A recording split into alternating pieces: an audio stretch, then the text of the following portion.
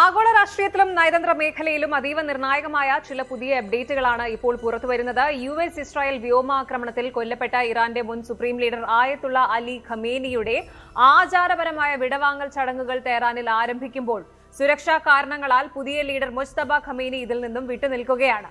ഇതേസമയം തന്നെ ഇറാനിലെ സമാധാന ചർച്ചകൾ അട്ടിമറിക്കാൻ ഇസ്രായേൽ നടത്തിയ രഹസ്യ നീക്കങ്ങളുടെയും അതിനെ പ്രതിരോധിക്കാൻ വേണ്ടി ട്രംപ് ഭരണകൂടം ഇടപെട്ടതിന്റെയും പുതിയ വിവരങ്ങൾ ന്യൂയോർക്ക് ടൈംസ് പുറത്തുവിട്ടിട്ടുണ്ട്. പ്രാദേശിക സുരക്ഷാ സമവാക്യങ്ങൾ പരിശോധിക്കുമ്പോൾ ചൈനയുടെ വെല്ലുവിളികളെ ചെറുക്കാനായിട്ട് ഇന്ത്യയും ജപ്പാനും പുതിയ തന്ത്രപ്രധാന കരാറുകളിൽ ഒപ്പുവെച്ചപ്പോൾ മറുവശത്ത് ഇന്ത്യയെ വളയാൻ ബംഗ്ലാദേശും മ്യാൻമറും ചേർത്ത് പുതിയൊരു സാമ്പത്തിക ഇടനാഴിക്ക് ചൈന രൂപം നൽകുകയാണ്. ഈ നീക്കങ്ങൾക്കൊപ്പം യൂറോപ്പിലെ കടുത്ത ഹീറ്റ് വേവ് ഇന്ത്യൻ മൺസൂണിനെ എങ്ങനെ ബാധിക്കുമെന്ന കാലാവസ്ഥ അപ്ഡേറ്റും കുടിയേറ്റക്കാർക്ക് ആശ്വാസം നൽകിക്കൊണ്ട് ട്രംപിന്റെ ബർത്ത് റൈറ്റ് സിറ്റിസൺഷിപ്പ് ഉത്തരവ് യുഎസ് സുപ്രീം കോടതി റദ്ദാക്കിയ വാർത്തയും നമ്മൾ നോക്കുന്നുണ്ട്. ഈ പ്രധാന വിഷയങ്ങളുടെ കൃത്യമായ വസ്തുതകളിലേക്ക് നമുക്ക് കടക്കാം. വെൽക്കം ടു ലോക. ഇറാനിന്റെ പരമാധികാരിയായിരുന്ന ആയത്തുള്ള അലി ഖമേനിയുടെ ആചാരപരമായ വിടവാങ്ങൽ ചടങ്ങുകൾ ഈ ജൂലൈ ആദ്യവാരം ഇറാനിൽ നടക്കുകയാണ്.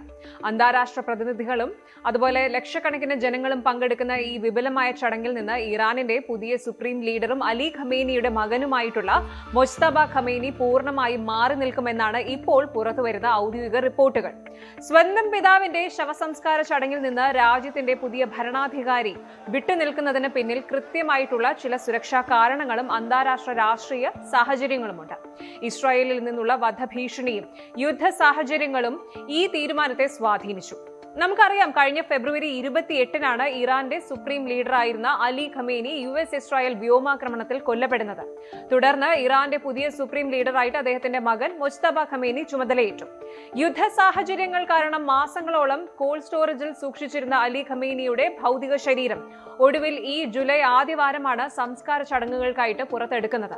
തെഹ്റാൻ, ഖോം, മഷ്ഹദ് തുടങ്ങിയ നഗരങ്ങളിലായിട്ട് ലക്ഷക്കണക്കിന് ആളുകളാണ് ഈ അന്ത്യയാത്രയിൽ പങ്കെടുക്കാൻ തടിച്ചുകൂടുന്നത്. ഇന്ത്യയിൽ നിന്നുള്ള പ്രതിനിധികൾ അടക്കം അന്താരാഷ്ട്ര നേതാക്കളും ഇതിൽ പങ്കെടുക്കുന്നുണ്ട്. എന്നാൽ ഈ വൻ ജനസാഗരത്തിന് നടുവിലേക്ക് ഇറാന്റെ ഏറ്റവും പവർഫുൾ ആയിട്ടുള്ള മനുഷ്യൻ മുജ്തബ ഖമേനി എത്തില്ല എന്ന് അദ്ദേഹത്തിന്റെ ഇന്ത്യയിലെ ഔദ്യോഗിക പ്രതിനിധി ആയത്തുള്ള ഹക്കീം ഇലാഹി തന്നെ ഇപ്പോൾ കൺഫേം ചെയ്തിരിക്കുകയാണ്. ഇനി നമുക്ക് മെയിൻ കാര്യത്തിലേക്ക് വരാം. സ്വന്തം പിതാവിന്റെ അന്ത്യയാത്രയിൽ നിന്ന് ഇറാന്റെ സുപ്രീം ലീഡർ മാറി നിൽക്കാൻ മാത്രമുള്ള ആ ഒരു വലിയ കാരണം എന്താണ്?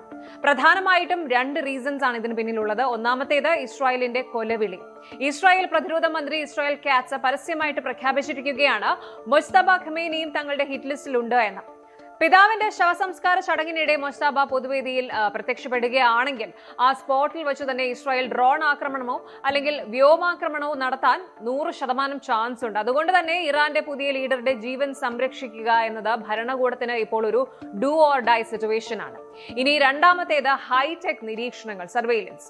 യുഎസിന്റെയും ഇസ്രായേലിന്റെയും സാറ്റലൈറ്റുകളും ഇന്റലിജൻസ് ഏജൻസികളും മുജ്തബയുടെ ഓരോ ചലനങ്ങളും ട്രാക്ക് ചെയ്തുകൊണ്ടിരിക്കുകയാണ്. കഴിഞ്ഞ ഫെബ്രുവരിയിലെ ആക്രമണത്തിന് ശേഷം അദ്ദേഹം പൊതുവേദികളിൽ വന്നിട്ടേയില്ല. ഈ ചടങ്ങിൽ പങ്കെടുത്താൽ അദ്ദേഹത്തിന്റെ ലൊക്കേഷൻ ശത്രുക്കൾക്ക് കൃത്യമായിട്ട് മനസ്സിലാക്കാൻ സാധിക്കും. ഇറാൻ വിദേശകാര്യമന്ത്രി അബ്ബാസ് അറാഖ്ചി യുഎസ് പ്രസിഡന്റ് ഡൊണാൾഡ് ട്രംപിന് ശക്തമായ മുന്നറിയിപ്പ് നൽകിയിട്ടുണ്ട്. ഇസ്രായേൽ എന്ന വളർത്തുനായയെ ചങ്ങലക്കിടണമെന്ന്. അത്രമാത്രം സംഘർഷഭരിതമാണ് ഈ ഒരു സിറ്റുവേഷൻ. ഇങ്ങനെ ഒരു സിറ്റുവേഷനിലൂടെയാണ് മിഡിൽ ഈസ്റ്റ് ഇപ്പോൾ കടന്നു പോകുന്നത്. ഇത് കൂടാതെ മറ്റൊരു വലിയ തലവേദനയും ഇറാന് മുൻപിലുണ്ട്. അതായത് ക്രൗഡ് മാനേജ്മെന്റ് ആണ്. ഇറാന്റെ ചരിത്രത്തിൽ മുൻപ് നടന്ന 2 വൻ ശവസംസ്കാര ചടങ്ങുകളും വലിയ ദുരന്തങ്ങളിലാണ് കലാശിച്ചത്. ഒന്ന് 1989-ൽ ഇറാന്റെ സ്ഥാപകൻ ആയത്തുള്ള റൂഹുല്ല ഖൊമേനിയുടെ ശവസംസ്കാര ചടങ്ങിനിടെ ലക്ഷക്കണക്കിന് ആളുകൾ ഇരച്ചു കയറുകയും കഫൻ തുണി പോലും ജനങ്ങൾ കീറിയെടുക്കുന്ന ആ ഒരു അവസ്ഥ ഉണ്ടാവുകയും ചെയ്തു. ഒടുവിൽ ബോഡി ഹെലികോപ്റ്ററിലാണ് അന്ന് മാറ്റിയത്. അതുപോലെ 2020-ൽ ഖാസം സുലൈമാനിയുടെ ശവസംസ്കാര ചടങ്ങിലുണ്ടായ തിക്കിലും തിരക്കിലും പെട്ട 56-ലധികം പേരാണ് മരിച്ചത്. അതുകൊണ്ട് ഇത്തവണ ഇറാന്റെ മിലിറ്ററിയും റെവല്യൂഷണറി ഗാർഡും അതീവ ജാഗ്രതയിലാണ്. ഹെലികോപ്റ്ററുകളും ഡ്രോണുകളും ഉപയോഗിച്ച് വൻ സുരക്ഷയാണ് ഒരുക്കിയിരിക്കുന്നത്. പക്ഷേ കമാൻഡർ ഇൻ ചീഫായ മുജ്തബ ഖമേനി മാറി നിൽക്കുന്നത് ചടങ്ങുകളുടെ പ്രോട്ടോകോളിനെ ബാധിക്കുമെങ്കിലും സുരക്ഷയ്ക്കാണ് ഇറാൻ ഇപ്പോൾ ഫസ്റ്റ് പ്രയോറിറ്റി നൽകുന്നത്. ചുരുക്കം പറഞ്ഞാൽ സ്വന്തം പിതാവിന് അന്ത്യചുംബനം നൽകാൻ പോലും കഴിയാത്ത രീതിയിൽ കടുത്ത സുരക്ഷാ വലയത്തിലാണ് ഇറാന്റെ പുതിയ സുപ്രീം ലീഡർ മുജ്തബ ഖമേനി. യുഎസും ഇറാനും തമ്മിൽ ഈ വർഷം ഒപ്പുവെച്ച ഇസ്ലാമാബാദ് സമാധാന ഉടമ്പടിക്ക് പിന്നിൽ നടന്ന അതീവ നാടകീയമായ ചില രഹസ്യ നീക്കങ്ങളുടെ വിവരങ്ങളാണ് ഇപ്പോൾ പുറത്തുവരുന്നത്. ദി ന്യൂയോർക്ക് ടൈംസ് പുറത്തുവിട്ട ഏറ്റവും പുതിയ റിപ്പോർട്ട് പ്രകാരം യുഎസ് ഇറാൻ ചർച്ചകൾ തകർക്കുക എന്ന ലക്ഷ്യത്തോടെ ഇറാന്റെ മുൻനിര ചർച്ചാ പ്രതിനിധികളെ വധിക്കാൻ ഇസ്രായേൽ പദ്ധതിയിട്ടിരുന്നതായിട്ട് ഡൊണാൾഡ് ട്രംപ് ഭരണകൂടം ഭയപ്പെട്ടിരുന്നു. ഇറാന്റെ വിദേശകാര്യമന്ത്രി Abbas Araghchi, parliament speaker Mohammad Bagher Ghalibaf എന്നിവരെ ഇസ്രായേൽ ലക്ഷ്യമിടുന്നു എന്ന വിവരത്തെ തുടർന്ന് ട്രംപ് ഭരണകൂടം അതീവ രഹസ്യമായിട്ട് പ്രാദേശിക മധ്യസ്ഥർ വഴി ഇറാനെ നേരിട്ട് വിവരം അറിയിക്കുക പോലും ചെയ്തു എന്നാണ് റിപ്പോർട്ടുകൾ സൂചിപ്പിക്കുന്നത്. ഈ വിഷയത്തിന്റെ കൂടുതൽ ഡീറ്റെയിൽസ് ആണ് നമ്മൾ പരിശോധിക്കുന്നത്. നമുക്കറിയാം, കഴിഞ്ഞ ഫെബ്രുവരി 28-ന് യുഎസ് ഇസ്രായേൽ സംയുക്ത വ്യോമാക്രമണത്തോടെയാണ് ഇറാന്റെ മുൻ സുപ്രീം ലീഡർ ആയത്തുള്ള അലി ഖമേനിയും ദേശീയ സുരക്ഷാ മേധാവി അലി ലാരിജാനിയും കൊല്ലപ്പെടുന്നത്. എന്നാൽ യുദ്ധം രൂക്ഷമായതോടെ ഒരു വെടിനിർത്തലിനും സമാധാന ചർച്ചകൾക്കുമായിട്ട് ട്രംപ് ഭരണകൂടം ശ്രമം ആരംഭിച്ചു. ഈ ചർച്ചകളിൽ ഇറാന്റെ ഭാഗത്തു നിന്ന് പങ്കെടുത്ത ഏറ്റവും പ്രായോഗികവാദികളായ നേതാക്കളായിരുന്നു വിദേശകാര്യമന്ത്രി അബ്ബാസ് അറഗ്ചിയും സ്പീക്കർ മുഹമ്മദ് ബാഗർ ഖാലിബാഫും. എന്നാൽ ഈ ചർച്ചകൾ ഒരു സമാധാന കരാറിലേക്ക് എത്തുന്നതിനോട് ഇസ്രായേൽ പ്രധാനമന്ത്രി ബെന്യാമിൻ നെതന്യാഹുവിന് ഒട്ടും താല്പര്യം ഉണ്ടായിരുന്നില്ല. ഇറാനിൽ ഒരു ഭരണമാറ്റമാണ് ഇസ്രായേൽ ആഗ്രഹിച്ചത്. ഇതോടെയാണ് യുഎസും ഇസ്രായേലും തമ്മിലുള്ള ലക്ഷ്യങ്ങളിൽ ഭിന്നത രൂക്ഷമായത്. ചർച്ചകൾ നയിക്കുന്ന അറഗ്ചിയെയും ഖാലിബാഫിനെയും വധിച്ചാൽ സമാധാന ചർച്ചകൾ പൂർണ്ണമായും അട്ടിമറിക്കപ്പെടുമെന്ന് ഇസ്രായേൽ കണക്കുകൂട്ടി. ഈ ഘട്ടത്തിലാണ് ട്രംപ് ഭരണകൂടം ഇസ്രായേലിനോട് ഈ നേതാക്കളെ തങ്ങളുടെ ഹിറ്റ് ലിസ്റ്റിൽ നിന്ന് ഒഴിവാക്കാൻ കർശനമായിട്ട് ആവശ്യപ്പെടുന്നത്. റിപ്പോർട്ടുകൾ വ്യക്തമാക്കുന്നത് കഴിഞ്ഞ ഏപ്രിലിൽ പാകിസ്ഥാൻ മധ്യസ്ഥതയിൽ നടന്ന ചർച്ചകൾ ശക്തമായ സമയത്താണ് ഇസ്രായേൽ ഈ ഒരു നീക്കത്തിന് മുതിർന്നത്. ഇതിൽ സ്പീക്കർ ഖാലിബാഫിന്റെ ജീവന് നേരെ നേരിട്ടുള്ള ഒരു സുരക്ഷാ ഭീഷണി ഉണ്ടായി. ഏപ്രിൽ 12-ന് ഇസ്ലാമാബാദിൽ യുഎസ് വൈസ് പ്രസിഡന്റ് JD വാൻസുമായിട്ട് നടത്തിയ കൂടിക്കാഴ്ചയ്ക്ക് ശേഷം ഖാലിബാഫും സംഘവും വിമാനത്തിൽ ഇറാനിലേക്ക് മടങ്ങുകയായിരുന്നു. എന്നാൽ വിമാനം ഇറാന്റെ ആകാശ പരിധിയിൽ എത്തുന്നതിന് തൊട്ടു മുൻപ് ഇറാഖ് അതിർത്തി വഴി 2 ഇസ്രായേലി ഫൈറ്റർ ജെറ്റുകൾ ഇറാന്റെ വ്യോമാതിർത്തി ലംഘിച്ചതായും ഖാലിബാഫിന്റെ വിമാനത്തെ ലക്ഷ്യമിടുന്നതായും ഇറാന്റെ ഇന്റലിജൻസ് വിഭാഗം കണ്ടെത്തി. തുടർന്ന് വിമാനം അതീവ അടിയന്തരമായിട്ട് വടക്കു കിഴക്കൻ ഇറാനിലെ മഷ്ഹദ് നഗരത്തിൽ ലാൻഡ് ചെയ്യിപ്പിച്ചു. ഖാലിബാഫും പ്രതിനിധി സംഘവും പിന്നീട് റോഡ് മാർഗമാണ് തെഹ്റാനിലേക്ക് മടങ്ങിയത്. ഇതിനു മുൻപും ഇസ്രായേൽ നടത്തിയ ആക്രമണങ്ങളിൽ ഖാലിബാഫ് കെട്ടിടങ്ങളുടെ അവശിഷ്ടങ്ങൾക്കിടയിൽ നിന്നും അത്ഭുതകരമായിട്ട് രക്ഷപ്പെട്ടിട്ടുണ്ട്. ഇനി ഈ ചർച്ചകളിൽ പാകിസ്ഥാൻ വഹിച്ച പങ്കും വളരെ നിർണായകമാണ്. പാകിസ്ഥാൻ അധികൃതർ ഈ വർഷം മാർച്ചിൽ തന്നെ വാഷിംഗ്ടണിന് കൃത്യമായ മുന്നറിയിപ്പ് നൽകിയിരുന്നു. അറാഗ്ചിയും ഖാലിബാഫും കൊല്ലപ്പെട്ടാൽ ഇറാന്റെ ഭാഗത്ത് നിന്ന് ചർച്ചകൾ നടത്താൻ മറ്റാരും ബാക്കിയുണ്ടാകില്ല എന്നും അത് ചർച്ചകളെ പൂർണ്ണമായും തകർക്കുമെന്നും പാകിസ്ഥാൻ വ്യക്തമാക്കി. ഇതേ തുടർന്നാണ് ട്രംപ് ഭരണകൂടം ഇസ്രായേലിന് മേൽ ശക്തമായ ഒരു സമ്മർദ്ദം ചെലുത്തിയത്. ഇറാൻ പ്രതിനിധികളുടെ സുരക്ഷയ്ക്കായിട്ട് പാകിസ്ഥാനും ഖത്തറും വഴി യുഎസിൽ നിന്ന് ഇറാൻ കൃത്യമായ ഗ്യാരണ്ടിയും വാങ്ങിയിരുന്നു. ഒടുവിൽ ജൂൺ 17-ന് ഇരു രാജ്യങ്ങളും ഒപ്പുവെച്ച ഇസ്ലാമാബാദ് മെമ്മോറാണ്ടം പ്രകാരം യുദ്ധത്തിന് താൽക്കാലിക ശമനം വന്നെങ്കിലും ഇപ്പോഴും ഇറാന്റെയും ഇസ്രായേലിന്റെയും ഇടയിലെ ആ ഒരു അന്തരീക്ഷം വലിഞ്ഞു മുറുങ്ങി തന്നെ നിൽക്കുകയാണ്. ഇനി ഏതായാലും ഈ വെളിപ്പെടുത്തലുകളോട് വാഷിംഗ്ടണിലെ ഇസ്രായേൽ എംബസി ഇതുവരെ പ്രതികരിച്ചിട്ടില്ല. എന്നാൽ സമാധാന പ്രക്രിയ പൂർണ്ണമായ രീതിയിൽ മുന്നോട്ട് കൊണ്ടുപോകാനാണ് പ്രസിഡന്റ് ഡൊണാൾഡ് ട്രംപ് ആഗ്രഹിക്കുന്നത് എന്ന് വൈറ്റ് ഹൌസ് വക്താക്കൾ വ്യക്തമാക്കിയിട്ടുണ്ട്. അമേരിക്കയും തങ്ങളുടെ ഏറ്റവും അടുത്ത സഖ്യകക്ഷിയായ ഇസ്രായേലും തമ്മിൽ മിഡിൽ ഈസ്റ്റിൽ നയങ്ങളിൽ എത്രത്തോളം വലിയ വിയോജിപ്പുകൾ നിലനിൽക്കുന്നുണ്ട് എന്നതിന്റെ വ്യക്തമായ തെളിവാണ് ഇപ്പോൾ പുറത്തുവരുന്ന ഈ റിപ്പോർട്ടുകൾ. ഇന്ത്യ ജപ്പാൻ നയതന്ത്ര ബന്ധത്തിൽ നിർണായകമായ ഒരു പുതിയ അധ്യായത്തിന് ന്യൂഡൽഹിയിൽ തുടക്കമായിരിക്കുകയാണ്. ജപ്പാന്റെ ചരിത്രത്തിലെ ആദ്യ വനിതാ പ്രധാനമന്ത്രിയായ സനായ് തെക്കൈച്ചി ജൂലൈ 1 മുതൽ ജൂലൈ 3 വരെ തന്റെ ആദ്യ ഔദ്യോഗിക സന്ദർശനത്തിനായിട്ട് ഇന്ത്യയിലുണ്ട്. പ്രധാനമന്ത്രി നരേന്ദ്രമോദിയുമായിട്ട് ഹൈദരാബാദ് ഹൌസിൽ വെച്ച് നടത്തിയ 16ാമത് ഇന്ത്യ ജപ്പാൻ ആനുവൽ സമ്മിറ്റിൽ ഇരു രാജ്യങ്ങളും തമ്മിൽ വളരെ നിർണായകമായ ചില സാമ്പത്തിക പ്രതിരോധ കരാറുകളിൽ ഒപ്പുവച്ചിരിക്കുകയാണ്.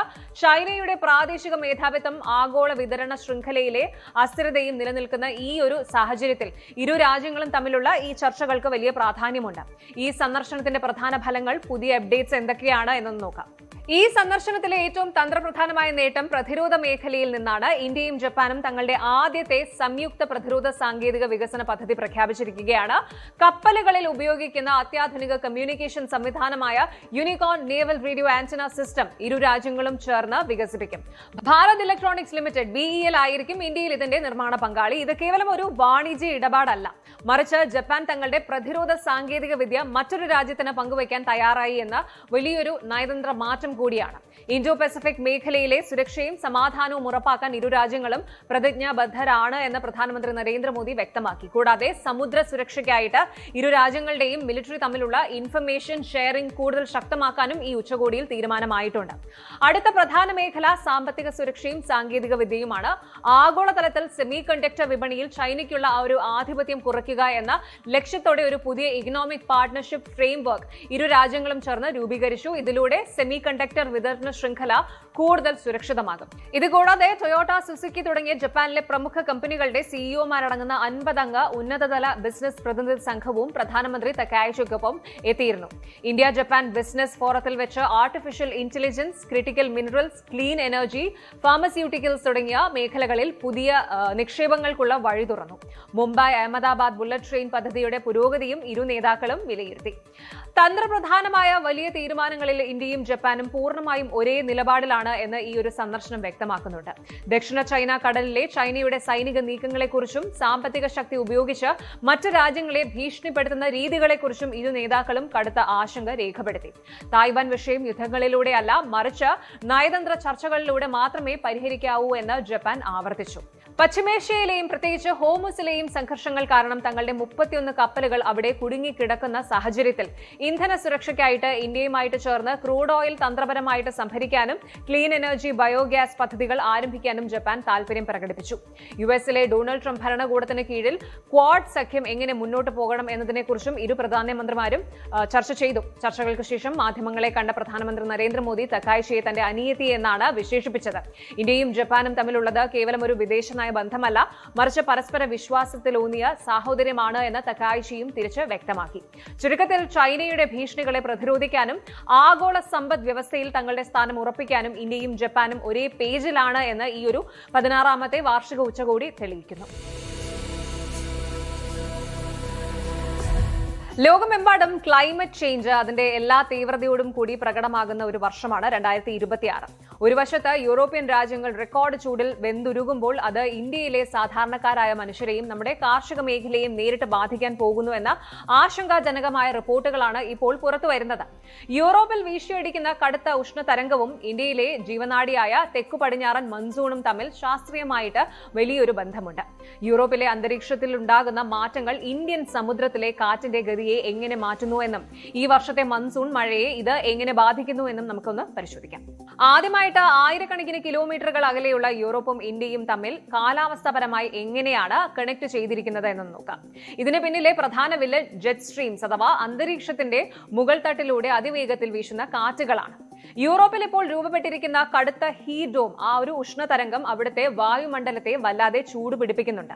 ഈ തീവ്രമായ ചൂട് കാരണം യൂറോപ്പിന് മുകളിലൂടെ കടന്നുപോകുന്ന സബ് ട്രോപ്പിക്കൽ ജെറ്റ് സ്ട്രീമിന്റെ സ്വാഭാവികമായ ഒഴുക്കിന് തടസ്സം നേരിടുന്നു. ലളിതമായിട്ട് പറയുകയാണെങ്കിൽ യൂറോപ്പിലെ ഉയർന്ന അന്തരീക്ഷ മർദ്ദം, ആ ഒരു പ്രഷർ ഈ കാറ്റുകളുടെ വേഗത കുറയ്ക്കുകയും അവയെ തെക്കോട്ട്, അതായത് ഏഷ്യൻ ഭൂഖണ്ഡത്തിന് നേരെ തിരിച്ചുവിടുകയും ചെയ്യും. ഇത് ഒടുവിൽ ചെന്നെത്തുന്നത് ഇന്ത്യൻ സബ് കോണ്ടിനെന്റിന് മുകളിലെ ആ എയർ സ്ട്രീംസിലാണ്. ഈ ജെറ്റ് സ്ട്രീമുകളിൽ ഉണ്ടാകുന്ന മാറ്റങ്ങൾ ഇന്ത്യൻ മൺസൂണിനെ 2 പ്രധാന രീതികളിലാണ് ബാധിക്കുന്നത്. ഒന്ന്, മൺസൂൺ കാറ്റുകളുടെ ശക്തി കുറയുന്നു.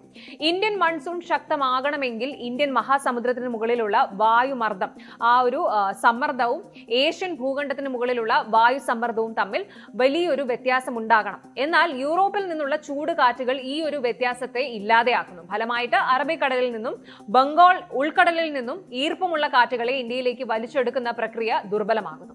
ഇനി രണ്ടാമത്തെ കാരണം എന്ന് പറയുന്നത് മഴയുടെ വിതരണത്തിലെ ഒരു ഇംബാലൻസ് ആണ്. ഇത് മഴ പൂർണ്ണമായിട്ടും ഇല്ലാതാക്കില്ലെങ്കിലും മൺസൂണിന്റെ ആ ഒരു കാലയളവിൽ മൺസൂൺ ബ്രേക്സ് ഉണ്ടാകാൻ കാരണമാകും. അതായത് ആഴ്ചകളോളം മഴ പെയ്യാതിരിക്കുകയും പിന്നീട് പെയ്യുമ്പോൾ ഒരു ക്ലൗഡ് ബേസ്റ്റ് പോലുള്ള അതിതീവ്ര മഴയായി പെയ്ത് പ്രളയം ഉണ്ടാക്കുകയും ചെയ്യുന്ന അപകടകരമായ അവസ്ഥയാണിത്. കാലാവസ്ഥാ നിരീക്ഷകരുടെ ഏറ്റവും പുതിയ റിപ്പോർട്ടുകൾ പ്രകാരം, അതായത് 2026 റിപ്പോർട്ടുകൾ പ്രകാരം കഴിഞ്ഞ മെയ് മാസം ആഗോളതലത്തിൽ രേഖപ്പെടുത്തിയ 2ാമത്തെ ഏറ്റവും ചൂടേറിയ മാസമാണ്.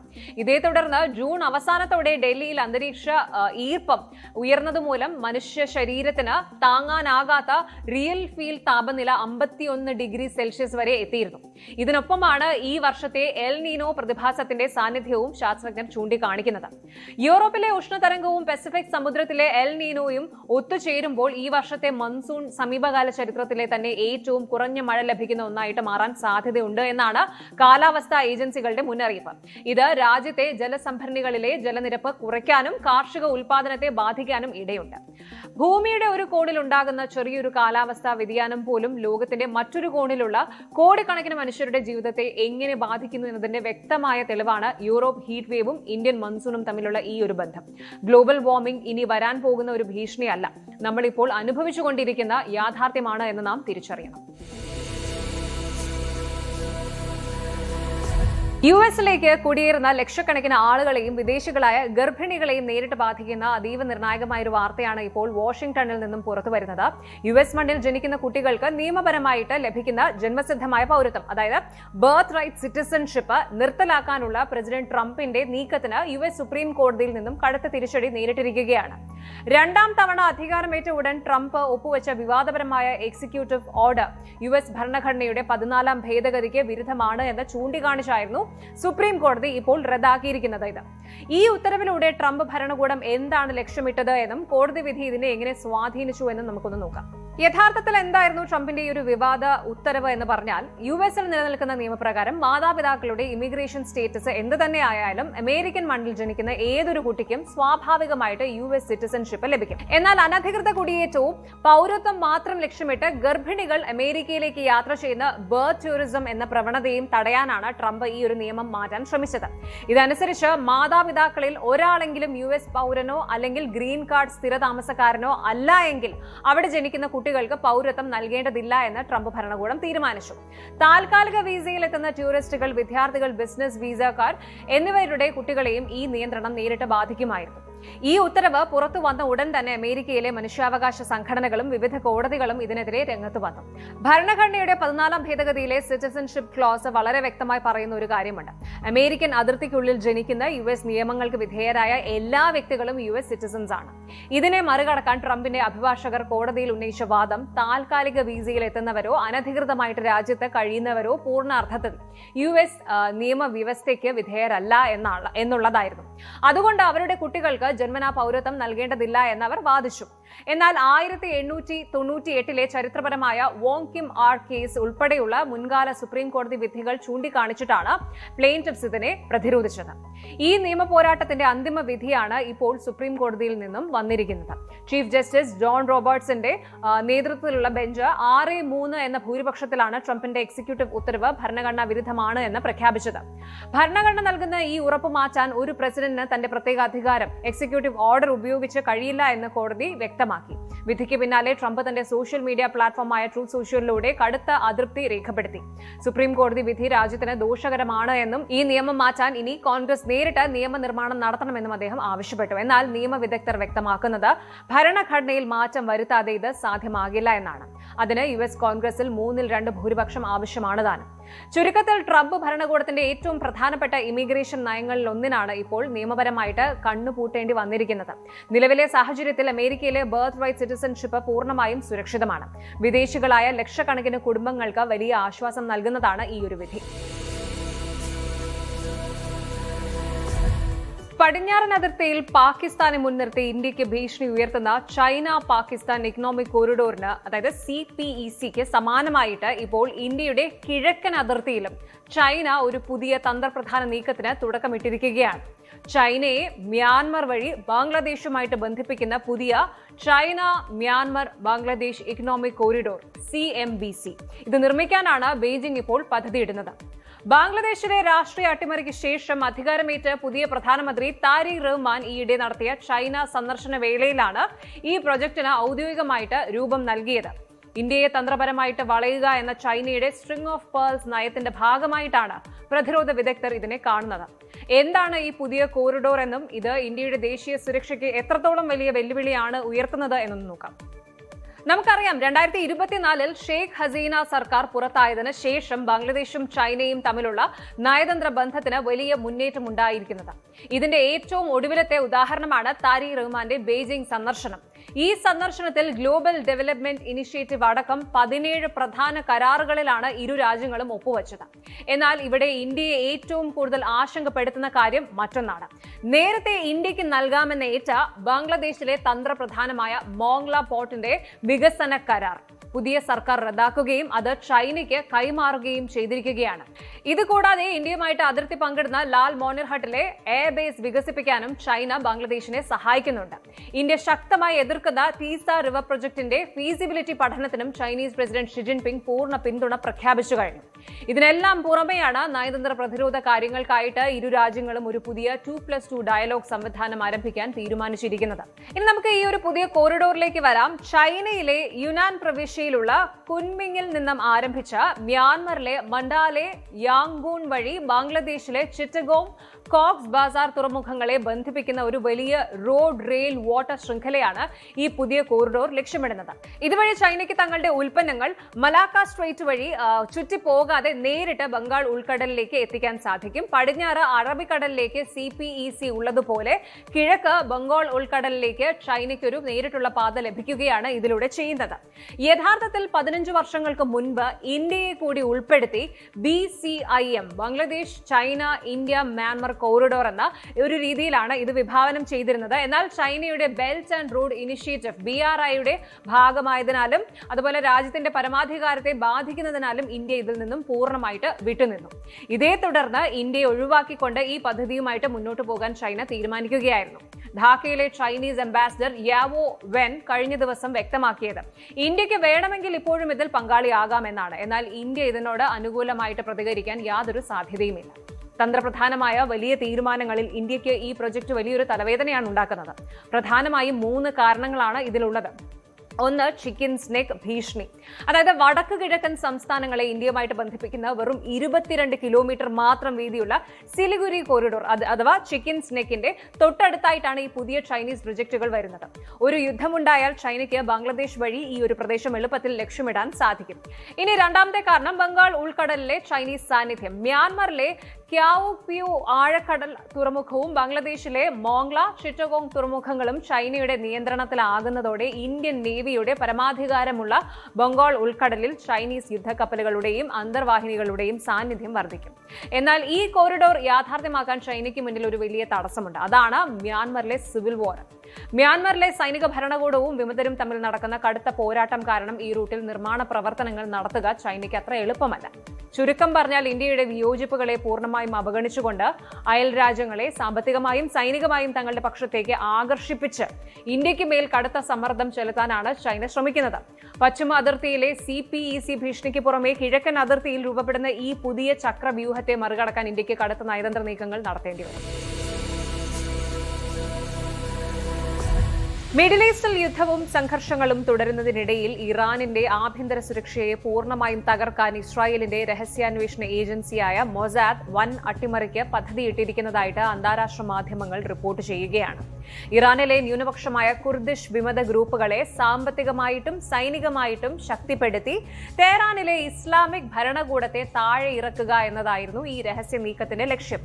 ഗാസയിലും ലെബനനിലും നിന്ന് ഇസ്രായേൽ സൈന്യം പിടിച്ചെടുത്ത ഹമാസിന്റെയും ഹിസ്ബുള്ളയുടെയും വൻ ആയുധശേഖരം ഇതേ ആവശ്യത്തിനായിട്ട് മൊസാദ് കുർദിഷ് പോരാളികൾക്ക് എത്തിച്ചു നൽകിയതായും റിപ്പോർട്ടുകൾ വ്യക്തമാക്കുന്നു. ഈ അതീവ രഹസ്യ ഓപ്പറേഷന്റെ വിശദാംശങ്ങളും ഇസ്രായേൽ ഇന്റലിജൻസിനുള്ളിൽ തന്നെ ഇത് ഉണ്ടാക്കിയ വലിയ തർക്കങ്ങളും നമുക്കൊന്ന് നോക്കാം. ഇസ്രായേലി മാധ്യമങ്ങളായ മാക്കോ മാരിവ് എന്നിവ പുറത്തുവിട്ട വിവരങ്ങൾ പ്രകാരം മൊസാദിന്റെ മുൻ ഡെപ്യൂട്ടി ചീഫിന്റെ നേതൃത്വത്തിലാണ് ഈ ഓപ്പറേഷൻ ആസൂത്രണം ചെയ്തത്. ഏകദേശം 100 കോടി ഷെക്കൽ $340 മില്യൺ ബജറ്റും 100 കണക്കിന് ഉദ്യോഗസ്ഥരടങ്ങുന്ന പ്രത്യേക സംഘത്തെയും ഇതിനായിട്ട് മാത്രം അനുവദിച്ചിരുന്നു. ഇതിന്റെ ഏറ്റവും പ്രധാനപ്പെട്ട തന്ത്രം ആയുധ കൈമാറ്റമായിരുന്നു.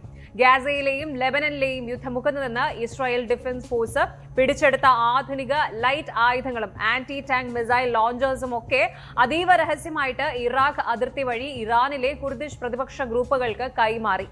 ശത്രുക്കളുടെ തന്നെ ആയുധങ്ങൾ ഉപയോഗിച്ച് ഇറാന്റെ ആഭ്യന്തര മേഖലയിൽ കടുത്ത അസ്ഥിരത ഉണ്ടാക്കുക എന്നതായിരുന്നു മൊസാദിന്റെ ബുദ്ധി. ഈ ആയുധങ്ങൾ കൈപ്പറ്റിയതോടെ ഇറാന്റെ പടിഞ്ഞാറൻ അതിർത്തികളിൽ കുർദിഷ് വിമതർ തങ്ങളുടെ സായുധ ആക്രമണങ്ങൾ ശക്തമാക്കി. കഴിഞ്ഞ ഫെബ്രുവരിയിലാണ് 5 പ്രമുഖ കുർദിഷ് പാർട്ടികൾ ഒന്നിച്ചണിനിരന്ന് coalition of political forces of Iranian Kurdistan എന്ന ശക്തമായൊരു സഖ്യം രൂപീകരിച്ചത്. ഇറാനിലെ ഇസ്ലാമിക ഭരണകൂടത്തെ പൂർണ്ണമായും താഴെ ഇറക്കുക എന്ന പ്രഖ്യാപിത ലക്ഷ്യത്തോടെയാണ് ഈ സഖ്യം ഇപ്പോൾ മുന്നോട്ട് പോകുന്നത്. എന്നാൽ ഇറാന്റെ ഇസ്ലാമിക് റെവല്യൂഷണറി ഗാർഡ്സ് ഈ നീക്കത്തെ ശക്തമായിട്ടാണ് പ്രതിരോധിക്കുന്നത്. കുർദിഷ് വിമതരുടെ പ്രധാന ഗ്രൂപ്പുകളായ PJAK, KDPI എന്നിവയുടെ ഇറാഖ് അതിർത്തിയിലുള്ള ബേസുകൾ ലക്ഷ്യമിട്ട് ഇറാൻ ഡ്രോൺ മിസൈൽ ആക്രമണങ്ങൾ കടുപ്പിച്ചു.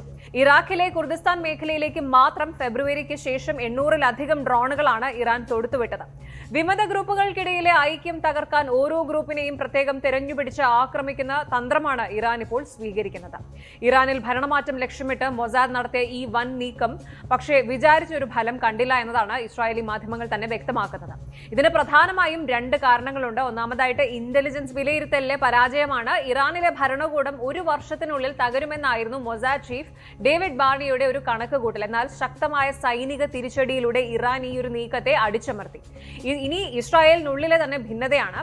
ആയുധങ്ങൾ കൈമാറിയെങ്കിലും കുർദിഷ് ഗ്രൂപ്പുകൾക്ക് ഇറാന്റെ മധ്യഭാഗത്തേക്ക് അല്ലെങ്കിൽ തെഹ്റാനിലേക്ക് മുന്നേറാൻ ആവശ്യമായ കൃത്യമായ കമാൻഡ് സ്ട്രക്ചർ ഇല്ലായിരുന്നു.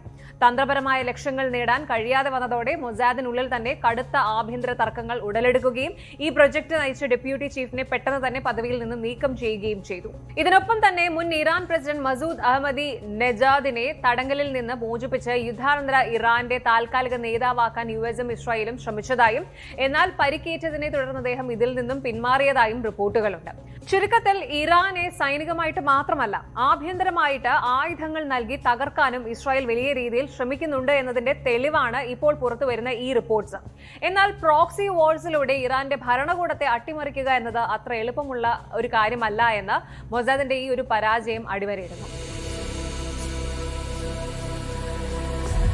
യുദ്ധഭീഷണികളും കാലാവസ്ഥാ വ്യതിയാനങ്ങളും സാമ്പത്തിക വെല്ലുവിളികളും കൊണ്ട് ലോകം ഇന്ന് ഒരു വലിയ പ്രതിസന്ധി ഘട്ടത്തിലൂടെയാണ് കടന്നു പോകുന്നത് എന്നതൊരു സത്യമാണ്.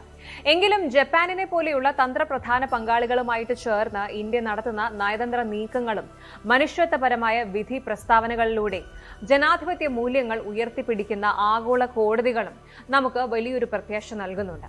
എത്ര വലിയ പ്രതിസന്ധികളെയും ചർച്ചകളിലൂടെയും കൃത്യമായ പ്ലാനിങ്ങിലൂടെയും മറികടക്കാൻ ലോകരാജ്യങ്ങൾക്ക് സാധിക്കട്ടെ എന്ന് നമുക്ക് ആശംസിക്കാം. ഭൂമിയിലെ ഈ പ്രതിസന്ധികളെല്ലാം മാറി കൂടുതൽ സുരക്ഷിതവും സമാധാനപരവുമായ ഒരു നാളേക്കായിട്ട് നമുക്ക് കാത്തിരിക്കാം. Good night.